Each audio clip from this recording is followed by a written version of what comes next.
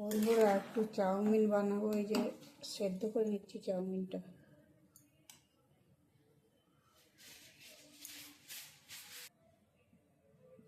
এই যে এখানে আলু কেটে নিয়েছি আর ডিমটা ভাজা হয়ে গেছে। আর এখানে এইগুলো নিয়েছি, পেঁয়াজ, লঙ্কা, অল্প একটু গাজর ছিল আর যে টমেটো।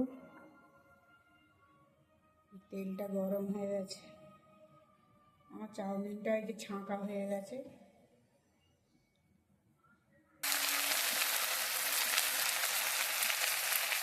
লবণটা দিয়ে দিলাম। এবার এইগুলো সবই দিয়ে দিচ্ছি, আমি একসাথে ভেজে নেব।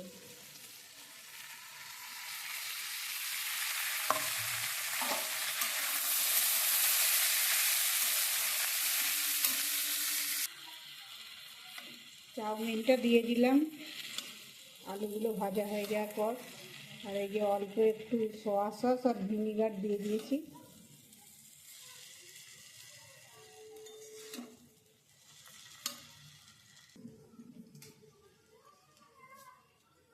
ডিমটা দিয়ে দিলাম।